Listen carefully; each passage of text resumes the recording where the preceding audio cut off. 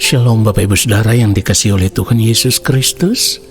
Sukacita dan damai sejahtera Allah kiranya terus melimpah di dalam kehidupan Bapak Ibu Saudara sekalian dimanapun Bapak Ibu Saudara berada. Mari kita siapkan hati kita untuk menerima kebenaran firman Tuhan saat ini. Mari kita berdoa.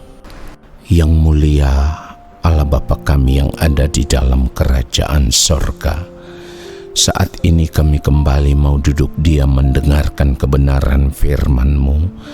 Bapa, sampaikanlah isi hati-Mu, berbicaralah bagi kami, buatlah kami mengerti akan kebenaran firman-Mu ya Tuhan. Roh Kudus mengurapi kami semua. Lalu ketika kami mengerti akan kebenaran firman Tuhan ini, kami mau tinggal di dalamnya, kami mau hidup melakukannya. Di dalam nama Tuhan Yesus Kristus kami berdoa. Haleluya. Amin. Saudaraku yang dikasihi oleh Tuhan Yesus Kristus, Ibrani pasal yang kelima ayatnya yang ketujuh. Dalam hidupnya sebagai manusia, ia telah mempersembahkan doa dan permohonan dengan ratap tangis dan keluhan kepada Dia yang sanggup menyelamatkannya dari maut. Dan karena kesalehannya, ia telah didengarkan.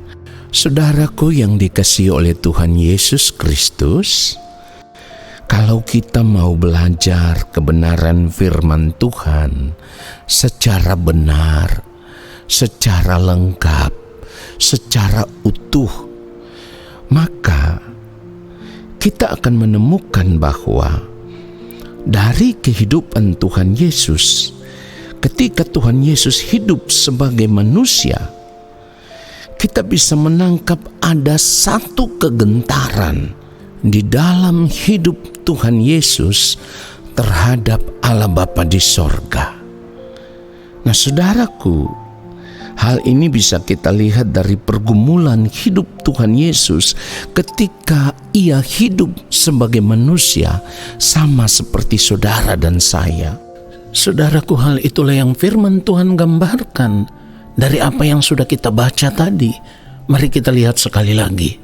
Ibrani pasal yang kelima ayatnya yang ketujuh. Dalam hidupnya sebagai manusia, ia telah mempersembahkan doa dan permohonan dengan ratap tangis dan keluhan kepada Dia yang sanggup menyelamatkannya dari maut. Dan karena kesalehannya, ia telah didengarkan. Saudaraku, jika Tuhan Yesus memiliki cara hidup yang demikian, Tuhan Yesus terus bergumul, terus membangun persekutuan dengan Bapa di sorga, berdoa dengan tiada putus-putusnya, dan hidup hanya untuk melakukan kehendak Allah Bapa di sorga. Bagaimana dengan hidup kita saat ini? Saudaraku, mari kita melihat keadaan hidup kita saat ini. Sesungguhnya siapakah kita ini sehingga kita hidup seolah-olah tidak pernah merasa gentar terhadap Allah Bapa di sorga. Padahal orang percaya itu kan harus memiliki standar hidup seperti yang Bapa di sorga kehendaki. Dan standar hidup itu yaitu kita harus hidup sama seperti Tuhan Yesus telah hidup.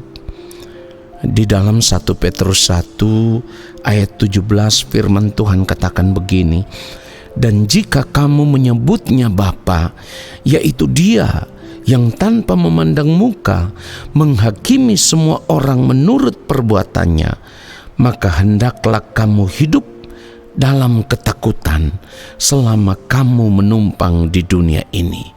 Saudaraku, kata ketakutan di dalam ayat ini menunjukkan bahwa harus ada kegentaran di dalam kehidupan kita.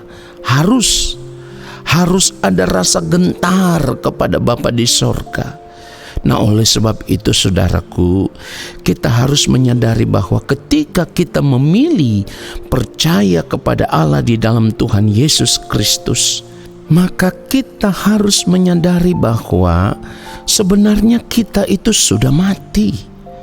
Artinya begini, kita tidak berhak lagi atas hidup kita ini, atau kita tidak berhak lagi atas diri kita sendiri.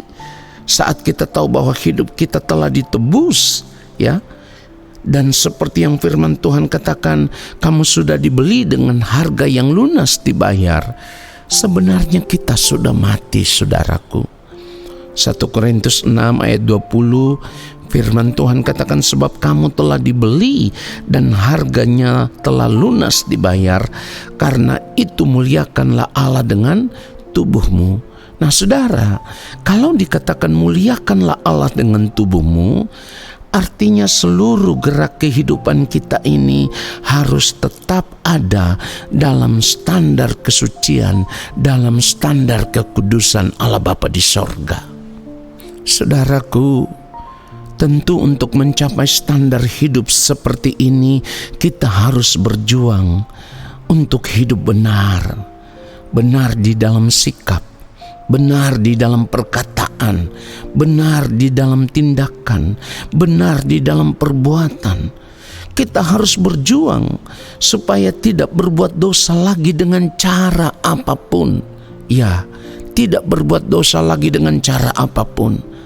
Cara hidup seperti ini baru bisa benar-benar kita miliki kalau kita memiliki hati yang benar-benar gentar di hadapan Allah.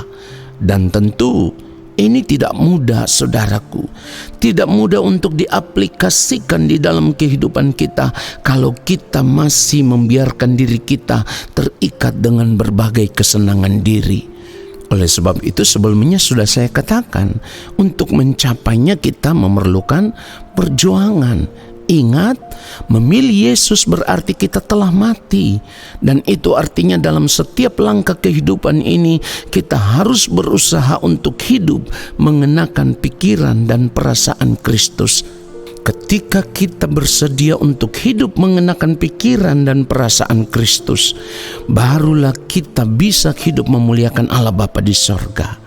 Seperti yang firman Tuhan maksudkan, jika engkau makan atau jika engkau minum atau jika engkau melakukan sesuatu yang lain, lakukanlah semua itu untuk kemuliaan Allah. Jadi perlu diingat, saudaraku, kalau selama ini hidup kita belum benar-benar hidup memuliakan Tuhan, itu artinya kita belum mencontoh hidup Tuhan Yesus, atau kita belum hidup sama seperti Kristus telah hidup. Jika demikian, saudaraku, selama ini kita ikut siapa? Kita contoh siapa? Kalau kita tidak mencontoh Tuhan Yesus, itu artinya kita mencontoh kehidupan dunia ini. Padahal firman Tuhan ajarkan kita supaya kita tidak boleh sama seperti dunia ini. Janganlah kamu menjadi serupa dengan dunia ini, tetapi berubahlah oleh pembaharuan budimu, sehingga kamu dapat membedakan manakah kehendak Allah, apa yang baik, yang berkenan kepada Allah, dan yang sempurna.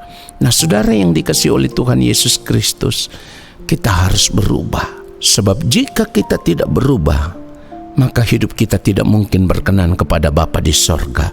Dan itu artinya kita tidak akan mungkin diterima di dalam kerajaan-Nya. Kiranya kebenaran firman Tuhan ini memberkati kita semua. Amin. Mari kita berdoa. Kami bersyukur untuk kebenaran firman-Mu ya Bapa.